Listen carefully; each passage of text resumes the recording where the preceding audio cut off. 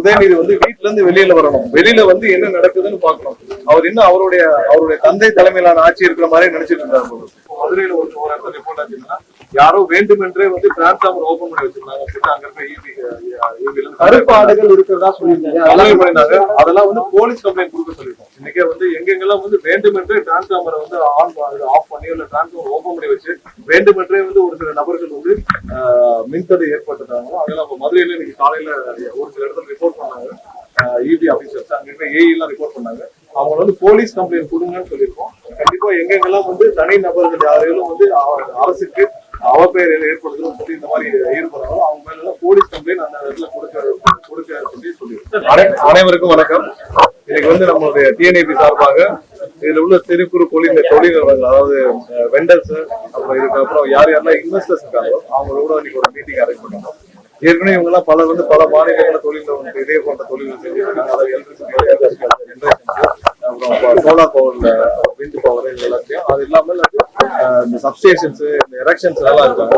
So இந்த vendors எல்லாம் கூப்பிட்டு அவங்களுடைய குறைகளை கேட்டு, ஏன்னா அவங்களுக்கு என்ன மாதிரியான குறைகள் இருக்கு, என்ன மாதிரியான பிரச்சனைகள் இருக்கு, ஏன்னா இனி வர்ற காலங்கள்ல நம்மளோட டிஎன்விபியில அவங்களுடைய பங்களிப்பு, அதாவது பவர் ஜென்ரேஷன்ஸ்ல நாங்க சொல்றது பவர் ஜென்ரேஷன்ஸ் மட்டும்தான் நம்ம வந்து தனியாருடைய பங்களிப்புல அவங்க வந்து வாங்கிட்டு இருக்கோம்.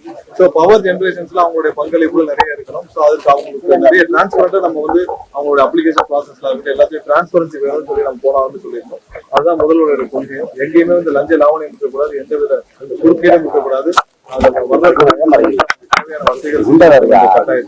இன்னைக்கு அந்த அவங்களோட ஒரு மீட்டிங் வச்சு அவங்க எல்லாருடைய கலந்து ஆலோசிச்சு அவங்களுடைய குறைகளை கேட்டிருந்தோம். அதுல நிறைய சஜஷன்ஸ் சொல்லியிருக்காங்க. அதெல்லாம் கேட்டறிந்து கண்டிப்பாக அதை நிவர்த்தி செய்து அவங்களுக்கு சுலபமாக ஆராய்ந்து கண்டிப்பா திரும்ப அவர் அழைக்கவும் சொல்லியிருக்கோம். இது ஆன்கோயிங் ப்ராசஸ் தான். அடிக்கடி இந்த மாதிரியான மீட்டிங் நடக்கும். ஏன்னா நிறைய குறைகள் கடந்த சில ஆண்டுகளாக முன்னாடி அரசியல் மூலியமாக அவங்க எல்லாம் நிறைய பிரச்சனைகளை ஃபேஸ் பண்ணிருந்தாங்க. நீங்களும் வந்துருப்பீங்க, அவங்க எல்லாம் சொல்லியிருப்பாங்க என்னென்ன பிரச்சனைகளை ஃபேஸ் பண்ணாங்க, எந்தெந்த வழிகள்லாம் அவங்க வந்து தொழில் செய்ய முடியாத ஒரு சூழ்நிலை உருவாக்கப்பட்டது. அது மாதிரியான சூழ்நிலை இனிமேல் இருக்காது.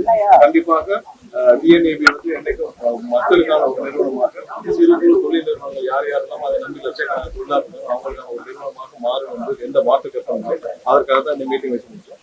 கண்டிப்பா வர்ற காலங்களில் இதெல்லாம் சரி செய்து நிறைய பேர் வந்து power generation renewable energy particle சொல்லணும். அதன் மூலமாக நமக்கு தேவையான மின்சாரத்தை வர்ற காலங்களில் பெற முடியும் நம்பிக்கையில இந்த மீட்டிங் கருத்து வந்து ஒரே நிறுவனம் வந்து நிறைய டெண்டர்ஸ் எடுத்திருக்காங்க. அந்த நிறுவனம் தெரியுமா? அதன் மீது நடவடிக்கை எடுக்கக்கூடிய சூழல் இல்ல. கண்டிப்பா அதற்கான காரணங்கள் எந்தெந்த நிறுவனங்கள் அவங்க சொல்லதுன்னா ஒரு சில நிறுவனங்களுக்காக ஃபேவர் பண்றதுக்காக நிறைய டெண்டர்கள் விதிமுறைகள் நடந்திருக்கு. ஒரு சில நிறுவனங்களுக்காக டெண்டர் கொடுக்கறதுக்காக அவங்க கொடுக்கறதுக்காக நிறைய கான்ட்ராக்ட்கள் விதிமுறைகள் பண்ணி கொடுத்துருக்காங்க. அதற்கான ஆதாரங்களையும் எங்களுக்கு ஒரு சில பேர் கொடுத்துருக்காங்க. அது இன்னும் பார்க்கல, ஃபீல்டு கவர்ல கொடுத்துருக்காங்க.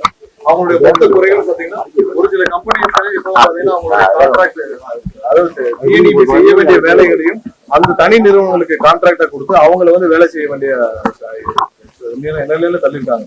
சோ அந்த தனிய நிறுவனங்கள் பயன்பெறும் வகையில் அவங்க சொல்றதெல்லாம் ஒரே நிறுவனங்கள், ஒரே நபர், ஒரு சில நபர்களை பற்றி நம்மளும் அவங்க யாரை பத்தி பேசிக்கலாம். சோ அந்த ஒரு சில நபர்கள் தலையிடாம இவ்வளவு பெரிய ஒரு இந்த நிறுவனம் வந்து இவ்வளவு பெரிய ஒரு இழப்பை சந்தித்ததுன்னு சொல்லி அவங்க எல்லாருடைய குறைகளும் சொன்னாங்க. ஸோ அவங்க நிறைய பேர் வந்து ஓப்பனாகவும் சொன்னாங்க. ஒரு சில நபர்கள் வந்து புரோக்கராக இருக்கு, அவங்களே வந்து பிளே ஆஷ் வாங்குறதா இருக்கட்டும், இல்ல அவங்க வந்து அப்ளிகேஷன்ல தலையிடுதலா இருக்கட்டும், எல்லா அப்ளிகேஷனும் ஒரு சில நபர்கள் வழியாக போய் கமிஷன் வாங்கிட்டு தான் வரும். அது இல்லாம ஒரு சில நிறுவனங்கள் மட்டுமே வந்து கொடுக்கும் அளவுக்காக டெண்டர் பாலிசி சொல்லுவாங்க. அதனாலதான் கடந்த வாரம் நம்ம அனைத்து டெண்டர்களையும் நிறுத்தி வச்சிருக்காங்க. காரணம் வந்து டெண்டர் பாலிசிஸை நம்ம ரீவாலிடேஷன் பண்ண வேண்டிய கட்டாயம். ஏன்னா எல்லாருடைய கவலையும் என்னன்னா 2 லட்சம் கோடி கடன் இருக்கு. இந்த 2 லட்சம் கோடி கடனை தாண்டி இந்த நிறுவனத்தை மீட்டெடுக்க வேண்டிய சூழ்நிலை இருக்கு. இதெல்லாம் சரி செய்ய வேண்டிய கட்டாயத்தில் இருக்கும்போது இதெல்லாம் சேர்த்து செய்ய வேண்டியும். அதனாலதான் வந்து இன்னைக்கு அவங்களுடைய குறைகளும் கேட்க கண்டிப்பா எங்கெங்கெல்லாம் முறைகேடுகள் தவறுகள் இருக்கோ அதற்கான நம்ம என்ன கட்டுப்பாடு நடவடிக்கை கண்டிப்பாக அதுக்கான நடவடிக்கை இல்ல அந்த க்ளோஸ் கவர்ல கொடுத்துருக்காங்க. அதை கம்ப்ளீட்டா ஆராய்ச்சி நம்மளுடைய சட்டப்பூர்வமா என்ன நடவடிக்கை அதுக்கான பரிந்துரைகளை வந்து கண்டிப்பா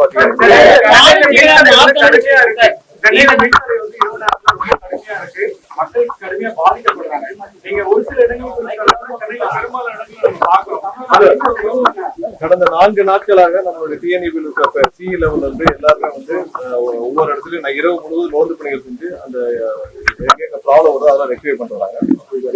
7 வாகனங்கள்ல ரோந்து வாகனங்கள்ல உருவாக்கி அவங்க எல்லாம் வந்து எங்கெங்கெல்லாம் பிரச்சனை வருதோ உடனே போய் ரெக்டிஃபை பண்ணிருக்காங்க. கடந்த வாரம் பார்த்தீங்க அந்த சேர்மன் கூட அனைவரும் சேர்ந்து இரவு முழுவதும் பணியில இருந்திருக்காங்க. ஸோ கண்டிப்பா முழு வீச்சுல இதை ரெக்டிஃபை பண்ற வேலைகள் இருக்கு. ஏன்னா உங்களுக்கு எல்லாம் தெரியும் இதெல்லாம் பழைய டிரான்ஸ்ஃபார்மர்ஸ், பழைய லெகசி டிரான்ஸ்ஃபார்மர்ஸ், கேபிள்ஸ் எல்லாம் இருக்கு. அதை ரீப்ளேஸ் பண்ற பணியில எதுவுமே நடக்குது. இருக்கிற நிறுவனங்கள் எவ்வளவு தூரம் கான்ட்ராக்டர் கொடுக்க முடியும், எவ்வளவு தூரம் இந்த ஃபண்டை மிஸ்யூஸ் பண்ண முடியுமோ அதான் நடந்திருக்கு. இப்பதான் அதை மீட்டெடுக்க முயற்சியில் ஒர்க் பண்ணிட்டு இருக்கோம். கண்டிப்பா கடந்த 4 நாட்கள்ல எங்கெல்லாம் வந்து நீங்க மின்சார தட்டுப்பாடு குறைஞ்சிட்டே வந்திருக்கும். நேற்றுலாம் வந்து ரொம்ப ஒரு சில இடங்கள்ல தான் அந்த இஷ்யூ சொன்னாங்க.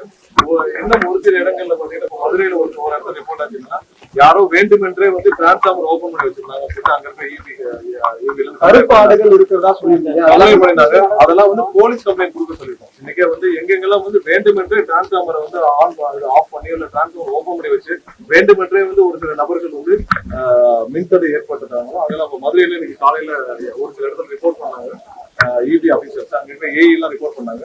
அவங்க வந்து போலீஸ் கம்ப்ளைண்ட் கொடுங்கன்னு சொல்லியிருக்கோம். கண்டிப்பா எங்கெங்கெல்லாம் வந்து தனி நபர்கள் யாரையும் வந்து அரசுக்கு அவப்பெயர் ஏற்படுத்தணும் சொல்லி இந்த மாதிரி ஈடுபடுறாங்களோ அவங்க மேல எல்லாம் போலீஸ் கம்ப்ளைண்ட் அந்த இடத்துல கொடுக்க சொல்லி சொல்லியிருக்கோம். பெண்கள் பாதுகாப்பு முதல்வர் வந்து அதிகாரிகளோட ஆலோசனை செஞ்சிருக்காரு. வேற என்ன நடவடிக்கை எடுக்கிறதா இருக்கீங்க? பெண்கள் பாதுகாப்பு பெண்களுக்கான பாதுகாப்பை உறுதி செய்வதற்கான அனைத்து வழிமுறைகளும் கண்டிப்பாக எடுக்கப்படும். ஏன்னா எங்கெங்கெல்லாம் நடவடிக்கை எடுக்கும் எடுத்துட்டோம். கோயம்புத்தூர் இஷ்யூல கண்டிப்பாக முதல்வர் வந்து இந்த விசாரணையை துரிதமாக முடிக்க வேண்டும் என்று அனைத்து அதிகாரிகள் உத்தரவிட்டார். சட்டத்துறையிலும் சரி இது எவ்வளவு சீக்கிரம் இந்த விசாரணையை முடித்து அந்த குற்றவாளிகள் தண்டனை பெற்றுக்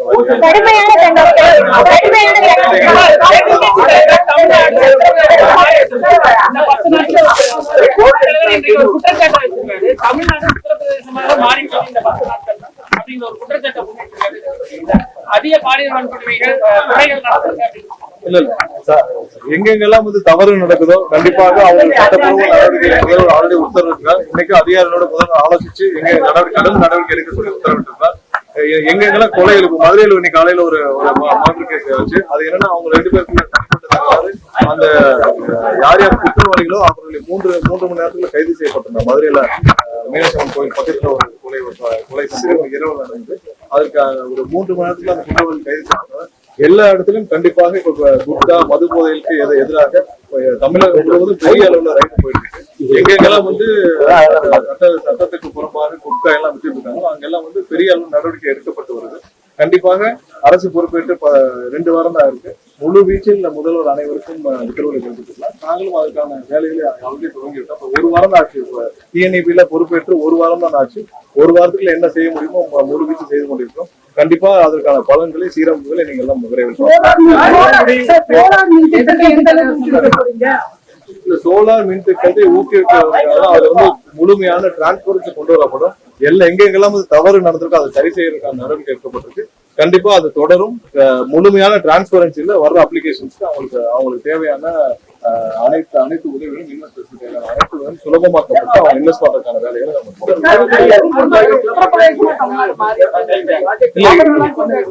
எதிர்கட்சி தலைவர் வந்து முதல்ல அவர் வீட்டுல இருந்து வெளியே வரணும். உதயநிதி வந்து வீட்டுல இருந்து வெளியில வரணும். வெளியில வந்து என்ன நடக்குதுன்னு பாக்கணும். அவர் இன்னும் அவருடைய தந்தை தலைமையிலான ஆட்சி இருக்கிற மாதிரி நினைச்சிட்டு இருந்தார். இது முற்றிலும் தமிழக மக்கள் அனைவரும் சேர்ந்து அளித்த ஒரு தீர்ப்பு. என்னென்ன மக்களுக்கான பணிகள் செய்யணுமோ அதை 100% செஞ்சுட்டு வராங்க. முதல்ல அவர் வந்து அவர் வீட்டுல இருந்து வெளியில வந்து வெளி உலகத்துல என்ன நடக்குதுன்னு பார்க்க சொல்லுங்க. வீட்டுல இருந்தே வந்து முன்னாடி இருக்கிற மாதிரி யாருக்கும் ரிப்போர்ட் வாங்கி பேசிட்டு இருந்தாரு. முதல்ல வீட்டுல இருந்து வெளியில வந்து உதயநிதிக்கு எங்க என்ன நடக்குதுன்னு பார்த்துட்டு பேசினா வந்து இன்ஸ்டாகிராம்ல தான் ஆட்சிக்கு வந்தாங்கன்னு சொல்றாங்க. ஆனா வந்து அவங்க கூட்டம் நடத்த பொழுது டிஎம்கே என்ன பண்றாங்கன்னா நம்மள தனித்த இன்ஃபுளுன்சரா மாறணும்னு சொல்றாங்க. கடைக்கோடி ஒவ்வொரு கிராமத்திலயும் மக்கள் இருக்காங்க. இதுல இருந்து குளத்தூர்லயும் மக்கள் வாக்களிச்சிருக்காங்க. குளத்தூர்லயும் எல்லா இடத்துலயும் இவர்கள் செய்யற தவறு திமுக என்னென்ன தவறு செஞ்சுட்டு அதுக்கு எதிராக மக்கள் வாக்களிக்கிறாங்க. எங்கேயும் இன்ஸ்டாகிராம்ல எல்லாம் ஓட்டு பண்ணல. இடத்துல பூத்துல வந்து ஒவ்வொரு இடத்துலயும் பூத்துல வந்து மக்கள் வாக்களிச்சிருக்காங்க. இவர்கள் என்ன தவறு செய்தார்களோ அதுக்கான தீர்ப்பு தான் மக்கள் கொடுத்திருக்காங்க. அவர்கள் அது என்ன வேணா தப்பு கட்டுக்கலாம். நன்றி.